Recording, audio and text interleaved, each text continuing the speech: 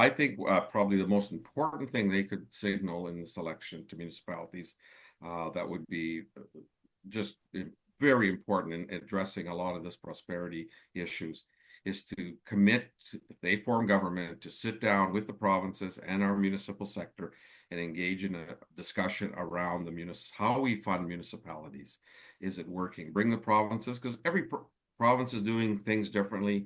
We need a national conversation about how we're going to change the way municipalities are funded in Canada.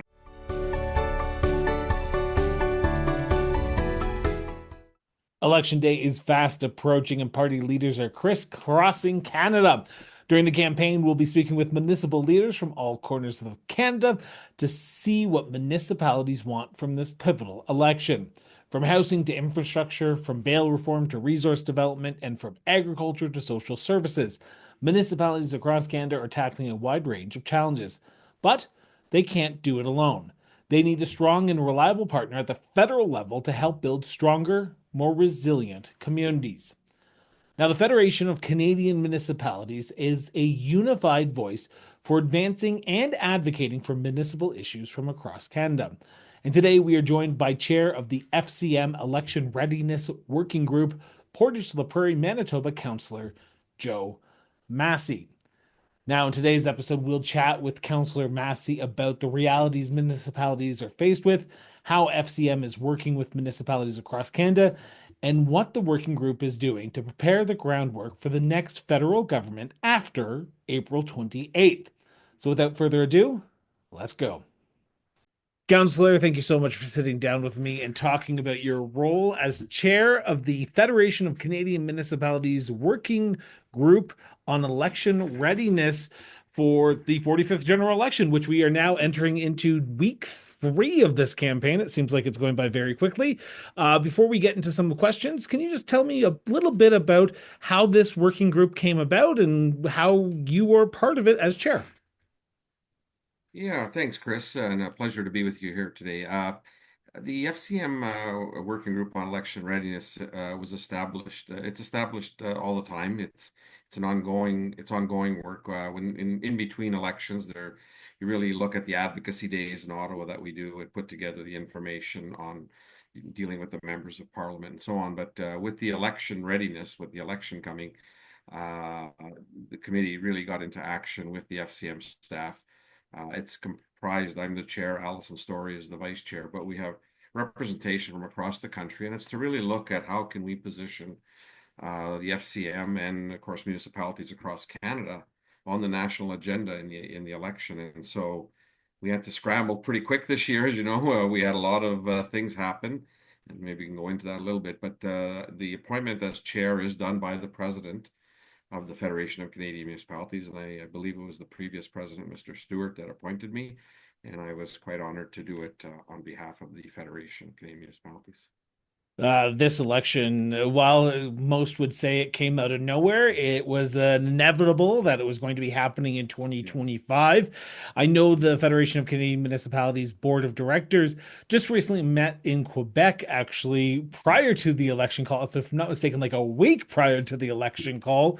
Was this the topic of discussion? And did the focus of the meeting in Quebec turn to the campaign, or was it dominated mostly by the ongoing tariff challenges at the time, even Mhm. though we're still in those tariff Right. challenges today? That's a very good question, Chris. It's almost like you're in the room with us all the time. I don't know. You hit the nail on the head. It was the meeting in Montreal or Dorval, pardon me, recently that the board had a look at the strategy and approved it. And you're right.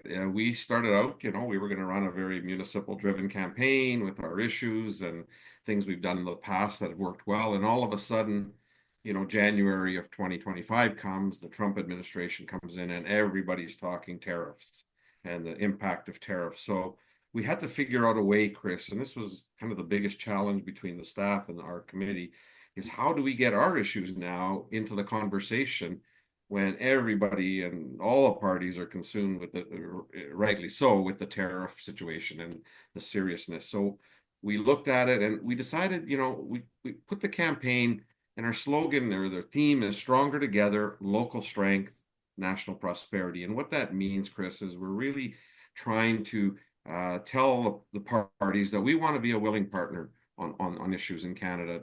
We want to make Canada prosperous, and we believe that starts in our communities. And if we develop what we call a national partnership, prosperity partnership, we're going to, on a number of issues, and we can chat about them as well, we're going to make our community stronger, more resilient as we go through this tariff discussions and debate. But at the end of the day, we're going to have a more prosperous Canada. And so we really feel that's the theme that we tried to say, look, we want to be part of the solution to make Canada more resilient. And we know these tariffs are a tough issue. FCM is doing a lot of work down in the United States to try to help the federal government deal with the tariff situation.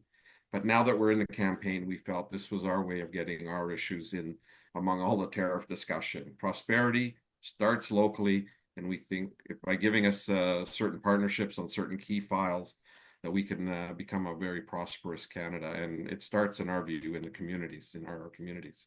As we're talking about the federal election, I have to ask some very political questions over the course of our interview, so I apologize right off the bat.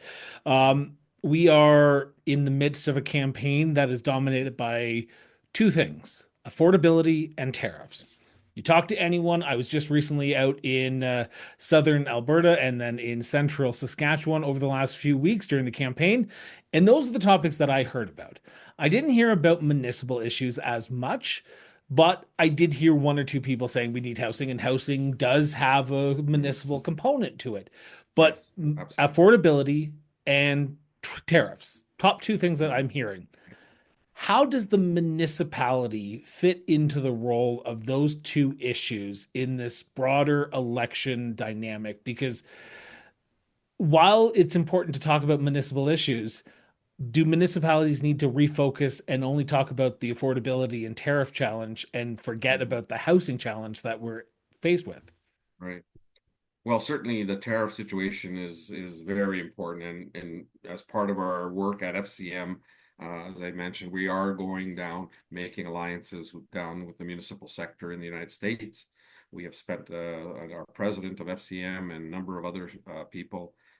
Alison Story was down there on the rural side of it, and we've made some progress there. We've really talked about the American mayors have passed a resolution saying, hey, we don't support these tariffs. We think we want to see the free trade come back. It was a very important alliance. We continue to talk to other people in the municipal sector. So that's sort of an ongoing thing that we're doing while we're also dealing with the election campaign here.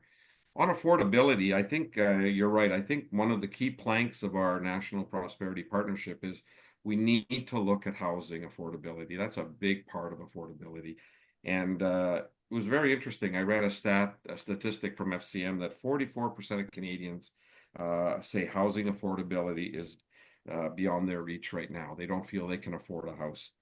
That's an entire sort of generation of people that maybe a house will never be part of their life. That's very serious, and we need to accelerate that and really work on an affordability of housing program. And of course, I'm going to say it again, infrastructure and how we deal with infrastructure. And we need a commitment by all orders of government on infrastructure. There's a great expression I saw. It was a house is not a home until it has infrastructure, pipes, roads, recreation.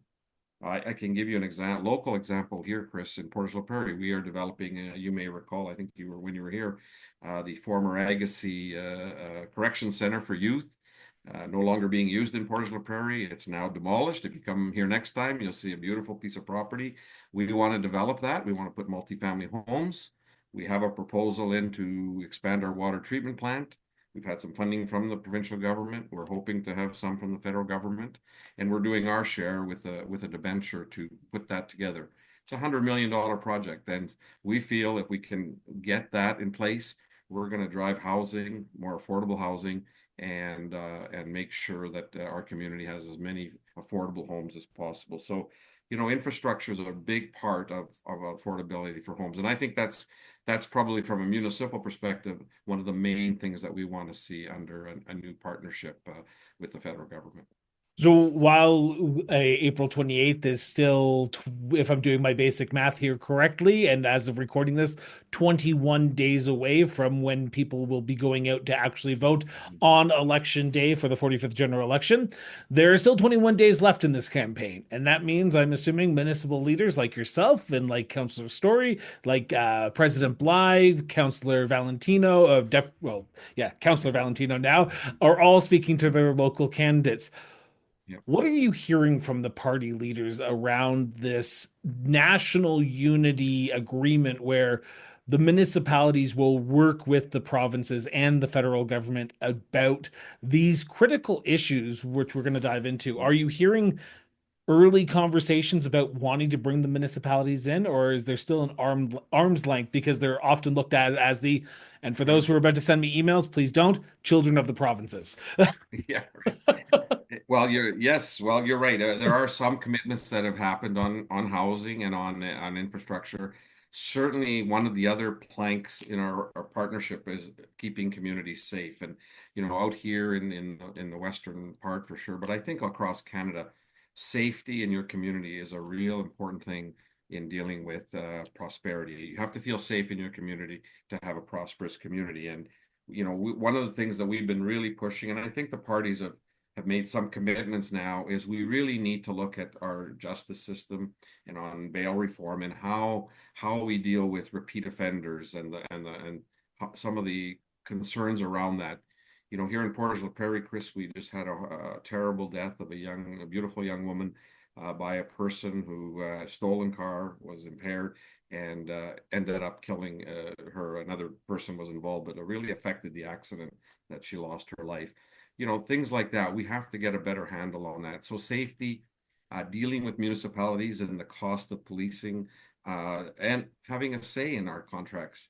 In Portage La Prairie, we spend a lot of our money on policing. A lot of our money, we have no say in it, and it's one of the fastest growing parts of our budget. So we want to see a real commitment to safety, and I think that seems to be resonating with the parties as well. I haven't checked lately some of the latest announcements they've made, but you're right. I think you're going to see in the next couple of weeks a real push on community safety. So, we're continuing to talk to we continue to talk to our local members of parliament across the country, pushing the need for a lot of these issues that we're talking about.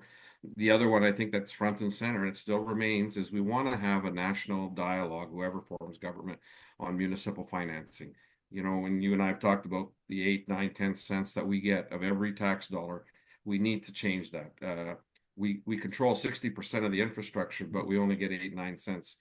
In our case, that water treatment plant, we just don't have enough money just from property taxes to make that work. It would be astronomical increases. So we are starting. We're going to be doing a lot more social media. We are going to be doing a lot more editorials. We're going to be continuing to push our candidates over the next few weeks. But it is tough because you're right. A lot of people talk about tariffs. They want to know about tariffs and what you're doing. And we're sort of doing a lot of that at the FCM in the United States, but trying to run this campaign around prosperity and local working together with all orders of government. So we have a lot of work to do yet. You do, and it brings up a question that when I sit down with municipal leaders from across Canada on this Municipal Affairs Canada Votes 2025 series that we're putting together, which this is part of it.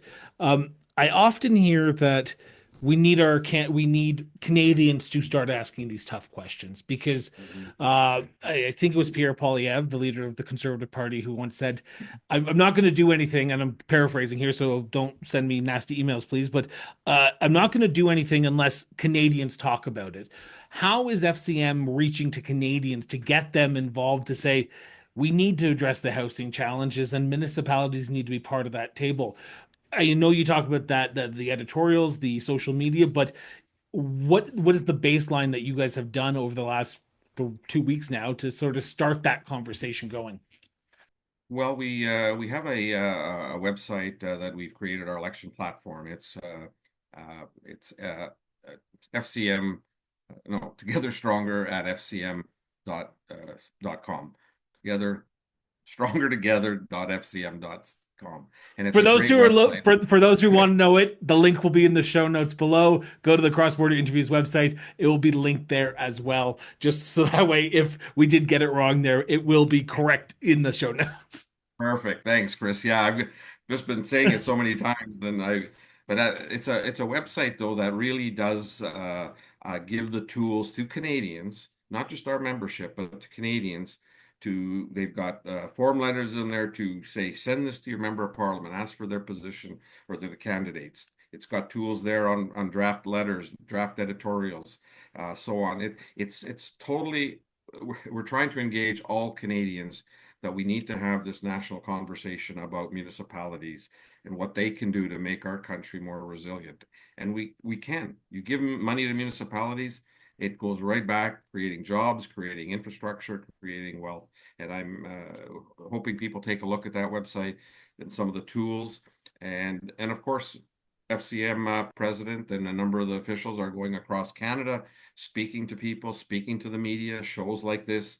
There's no easy answer. It's just continuing to engage. And in my own community of Portage La Prairie, I've done a number of local interviews trying to tell people in Portage La Prairie, talk to your candidates about these issues. These are really important to municipalities if you want to have a more prosperous community, and hopefully Canadians take up that challenge. Do you believe that you're being successful right now in doing that? I think we are. We just had a call before this show I was on with where we're at, and we're having our full committee meeting tomorrow just to review where we're at. I know they're going to be doing a bit of paid advertising as well as earned media to try to get the message out, and I think they are making they're having meetings actually with some of the key party officials who are developing some of the platforms. So I think we are. I think it's but the tariff issue is the overriding thing that people are talking about. So it's a matter of just continuing to plug along and make sure that we get our message out that we're a willing partner on this one with all orders of government. So what's FCM looking for from the parties over the next few weeks? Because we are still in the middle of this campaign. Is Mhm. because you talk about public safety, you talk about financial, you talk about the fiscal reform around the new fiscal framework that FCM has been calling for from the federal government, the FCM tri governmental meeting between the federal, provincial, territorial, and municipalities to work out a new fiscal framework for municipalities. You talk about affordability. Is there something that Pierre Poilievre, Mark Carney, Jagmeet Singh can come out tomorrow and say, this is how we're going to work with municipalities? Is there something specific, or is it going to be different depending on the province I talk to? I, right. I think probably the most important thing they could signal in this election to municipalities that would be just very important in addressing a lot of this prosperity issues is to commit, if they form government, to sit down with the provinces and our municipal sector and engage in a discussion around how we fund municipalities. Is it working? Bring the provinces, because every province is doing things differently. We need a national conversation about how we're going to change the way municipalities are funded in Canada. And I think if we got those commitments from each of the leaders, I think that would lead to a whole discussion about some of these priorities that I've talked about, because it all revolves around that, Chris. And I think that would be the most important thing that leaders could say is we commit our party, if we form government, to sitting down with the sector, municipal sector, and having a good conversation. And how do we make municipalities more sustainable? How do we make our country more sustainable by a new municipal funding formula? As the Manitoba councillor that I'm speaking to right now, Manitoba's been on the front lines and sort of the pusher, and I shouldn't say pusher, but has been very strong in their advocacy work around bail reform. And I recently spoke with your mayor, Sherilyn Knox, on the show about Mhm. the need for bail reform. What is FCM looking for from the federal party leaders around bail reform in this era today? Because we do not want a senseless tragedy like what happened in Portage La Prairie to ever happen again anywhere. And unless the federal government wakes up, it's going to potentially happen again. Hopefully not. What concrete actions are you looking for from the next government to address the bail reform challenge? Well, first of all, I just want to thank our mayor, Mayor Cheryl Knox, for leading this leading this initiative. It's been tough on our community, but the way the community and really Canadians have rallied around this issue, we now have, Chris, a letter signed by every premier in Canada asking the federal government to look at serious changes to bail reform. And what that means for us at the federal level, and what I think, obviously, the province has a role to play. They are part of the justice system, but we need to look at changes to the criminal code that make bail reform tougher. We need to make sure that people are not allowed to be free every time they're arrested. And I think it's something. I mean, we've had incidents here in Portage La Prairie of people arrested multiple times, back on the street and rearrested again. And some of the damage and serious things that can happen when they're out are very serious. So that's what we're looking for the federal government to commit to changes to the criminal code that will strengthen bail reform and make repeat offenders not continually be put back on the street. And, in Portage La Prairie, we had an example of when that breaks down, what can happen. An innocent person lost their life. While I would hazard a guess, and I say this with all certainty, that the party leaders will not be in every single municipality over the course of the next 21 days, their local candidates will. The local Conservative, the local Liberal, the local Green, the NDP, so on and so forth, will be in these individual municipalities. For Canadians who are watching this right now, for Manitobans, Saskatchewans, or Albertans who are watching this right now, what should be their question to their local candidates when they knock on their door? Because we often go a little brain fart when we get people at their doors. But is there a question that Canadians should be asking their local candidates from a municipal perspective outside of what their own challenges are or what their own issues are? Right. Well, for sure, when you go door knocking and you go to a meeting, you don't have a lot of time to get into all the policy files. But I think a very valid question to ask all your candidates in this upcoming federal election is, what is your plan for prosperity for municipalities? What do you see as the most important things that you can help municipalities with to make our country more prosperous? And you can use examples around infrastructure, municipal finance, community safety, and so on. That could be one of the most important questions you can ask, because you don't have a lot of time at the door. People are busy, and you knock on their door and talk, and those are the things, candidates come to the door. So that would be the one thing I would ask people to ask.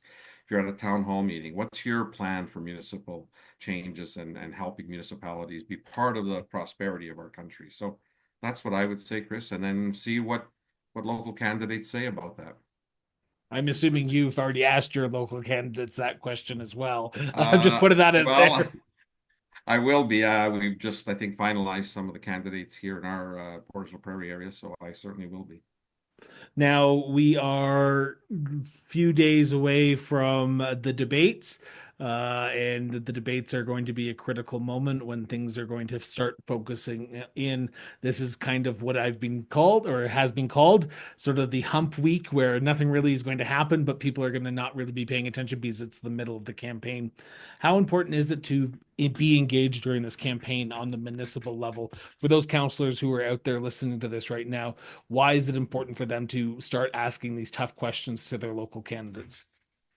Well, because I think it's important that we need to find out their positions on how we're gonna address some of these big challenges in our community. I mean, we all want, beautiful communities, resilient, sustainable, but the resources are not there. So how do we get there? They need to engage, because being a councillor or a mayor right these days is not easy. You're dealing with very limited resources. You're trying to provide the services, and on another show you and I did, I mean, we talked about what's really important to people. They care about recreation. They care about roads. We certainly in Portage La Prairie heard a lot about it these past winters with the road situation. So we put some money into it because people said we want better roads. Safety is a big issue. We put more money into our what we call community safety officer program here in Portage La Prairie. But we need to make sure all elected officials really push their local candidates, because they have an obligation to tell you, if they're elected, they're going to interact with municipalities in their ridings. All the MPs have numerous municipalities. What is their plan going forward for our community? So think it's really important. We have a big event happening the week of April 14, 15, 16 in Winnipeg, the annual midterm of the Association of Manitoba Municipalities. A lot of these issues will be on the agenda. We have FCM coming out as well to speak to us about the campaign. So, it's going to be 600 elected officials there, hopefully, that they get enthused to really gear up for the final stretch of the election. I need to ask the urban rural question right now, if you don't mind here, Mhm. Councillor. But uh, FCM is the unified voice that advocates and advances municipal issues from coast to coast to coast, both urban and rural. Now, we've talked about three very big macro issues: affordability, tariffs, bail reform, housing infrastructure. And there might be some who are thinking, okay, well, that's good for those urban centers, but what about us rural communities? Are these issues that we've talked about cross municipal jurisdictional urban and rural divide? Well, yeah, some of these will apply to rural as well, but you're going to be seeing one of the key, and I'm glad you raised this part of our platform, is a real support for rural, northern, and remote communities because they have some challenges, whether it be, some of the funding formulas do not work with a small population base. They have a big geographic area, lots of roads to look after. They need broadband in many areas. This has now become not a luxury, not a maybe have, it's a necessity like water, basically, to have broadband connectivity to do business. So you're going to be seeing over the next, I believe it's the next week, a real push on rural, northern, and remote issues, and what has to happen for those communities. And you'll see that in some of the work FCM will be releasing. So and I think when we look at designing programs, we really have to look at an envelope just for those communities because their challenges, if you lump them in as one big one with all the other municipalities, some of those programs will not work for them. So I'm glad you raised that because they are a very key sector right now in some of the challenges we're going through, whether it be tariffs or whatever on the ag sector, the mining sector, and so on. They certainly are. And my final question before I let you go, unless I spark another one by what you're about to say, is what haven't we talked about this election, about the work that the election readiness working group has done to get FCM to where we are right now that you want to make sure people know about and we have not talked about yet? Good question. I think, one of the things that I will mention is, particularly on housing, is the Association of Manitoba Municipalities did do a survey recently. There's been some of the commentary we heard about it from the parties when we did our advocacy days is that municipalities, are part of the problem when it comes to housing approvals. They're part of the problem. They're getting in the way. We've had, people call us gatekeepers or, we're getting in the way of development. I can tell you the survey that the Association of Manitoba Municipalities did showed very clearly in Manitoba, and I'm sure it's in many provinces that municipalities want to build. They do not want to delay projects. In Manitoba, we have approvals of 1 to 2 months. We want to work with developers, and we want to build homes. So I think that's one of the things and I know people often say, well, just raise taxes. Well, we need new financial tools to do that. But on approvals, we are not getting in the way of housing. We want to build and we want to build affordable homes, but we need some help on the infrastructure. So that's one thing that I think is maybe, been more of in Manitoba here that we've talked a lot about, but I'm sure you'll see a lot of those same trends in other provinces. We're not gatekeepers. We are there to want to approve housing development in a timely way. I told you that you're going to say something and that's going to spark another question. And of course it does, because that's the way that my brain works. So we talk about this urban rural divide and we talk about the need for housing. And I understand that housing is a priority for a lot of municipalities right now because they are growing at an exponential rate. But the issue is, and this is the big issue that I'm hearing from these rural and remote and smaller communities, is developers aren't coming out there. Developers are not going to these smaller communities. What is FCM doing to incentivize municipalities to try and get them incentivizing developers out into these more rural communities? Because and I'm just picking on a community right now. For those who are listening in this community, please do not think that I'm just picking on you. But in Harrison Park, I'm assuming the developers are not going there every single day. But I can imagine they're going to Portage La Prairie because it's a major center, and that's the big, like that's where all the businesses are. So how do municipalities and FCM advocate for more developers in these more rural, urban, or more rural communities? Well, that's a very good point in terms of what FCM can do is really when they are inside whoever's in government designing programs, it can't be a one size fits all. And we've seen this in these some of the programs up to now.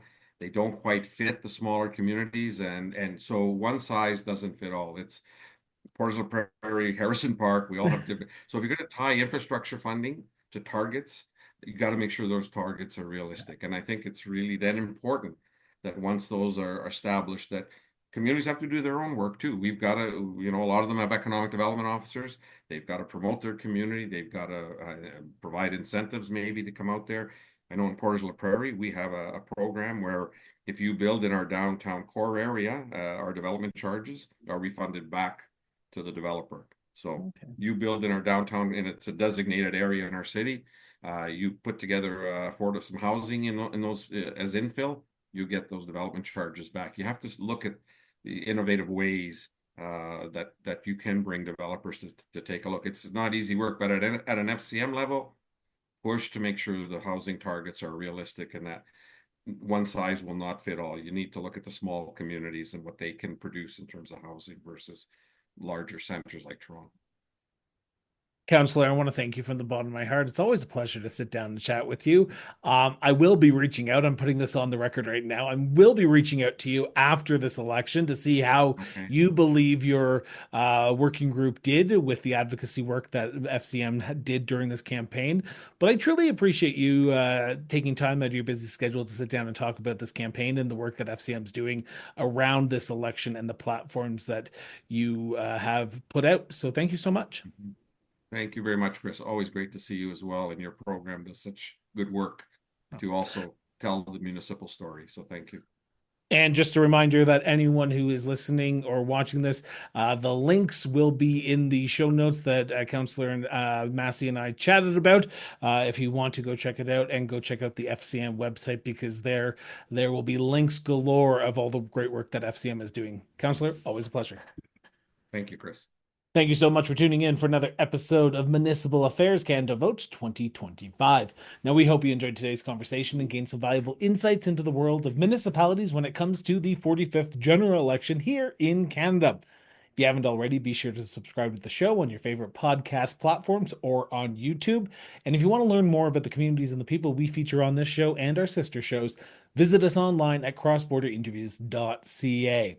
Now, your support means the world to us. So share this episode with your friends, your family, and yes, even your community, and help keep the conversation going. Until next time, stay informed, stay engaged, and we'll be back with a brand new episode of Municipal Affairs Canada Votes 2025 tomorrow. Till then, everyone.